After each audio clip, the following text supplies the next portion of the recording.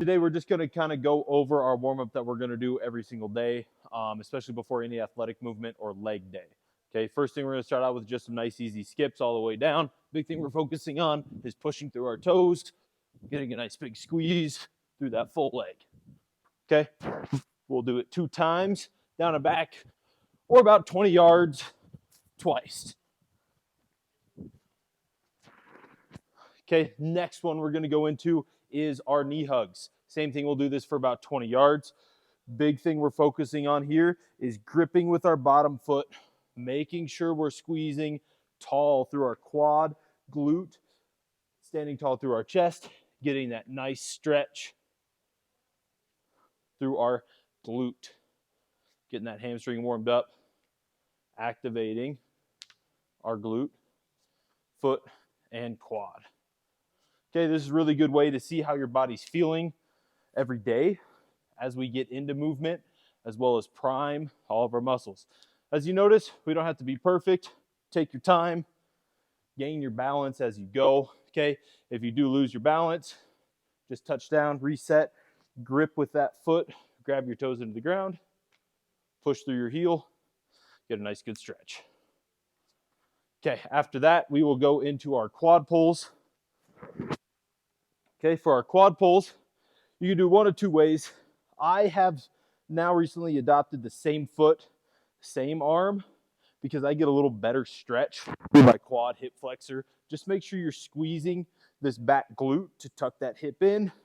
Stand up nice and tall. Some people prefer the opposite foot, but personally for me, this just gets more of my lateral quad, where I like to feel a little bit more down the center, which I feel with the same foot, same hand.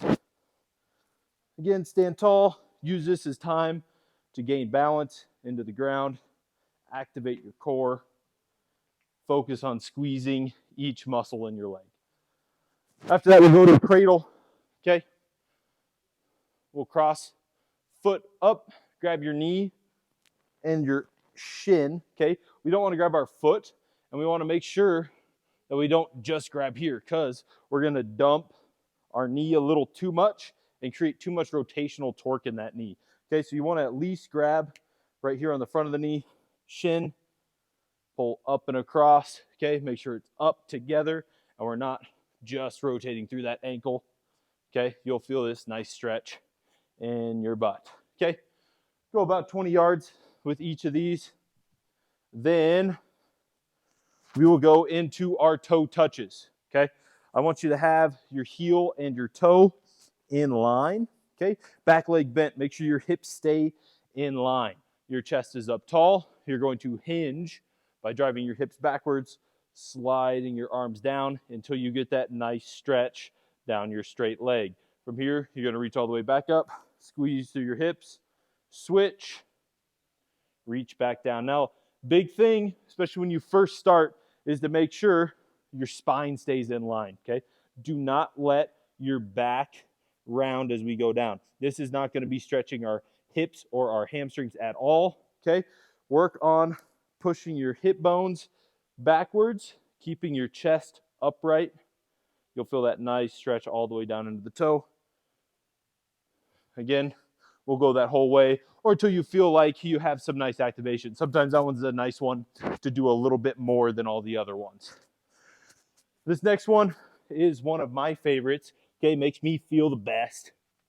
And it's just a little A-frame or an inchworm, if you will. Okay, we're going to go into a nice cobra position where we get a little stretch into our core.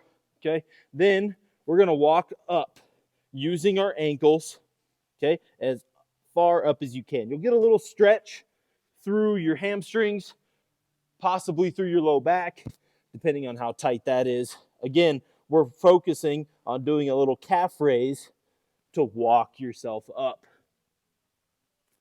Okay, big push through those toes. After that, I like to follow up by a straight leg march. There's a couple different ways you'll do this. You'll notice if your hamstrings are real tight and snappy as you kick up, that leg's going to snap back down. Some people will be able to take a kick and go right into the next step. Okay, whichever way is easiest for you. Big thing to focus on this one is making sure your legs stay straight and your chest doesn't come down as you kick. Okay, stay tall, push through that bottom leg. Again, keep that toe pulled up to your shin the whole time. Last one after that, okay, that I'll have everybody do is a big inseam lunge, okay? Notice, hands in line with the middle of our foot here, back leg squeeze tight. This is a really good opportunity to see if your hip wants to naturally internally rotate or externally rotate. We want this guy straight. Squeeze your booty, squeeze your quad, get nice and tall through your chest. Okay, hold into this stretch. Sometimes I like to get a little deeper into it. Okay, get a better stretch in that hip. Pop up. You'll notice if you spend enough time in here, you'll have one side that's probably a little bit tighter than the other. One that you'll notice doesn't want to externally rotate. Okay, here's a good way to just assess where maybe some compensations are, how our body's feeling each day.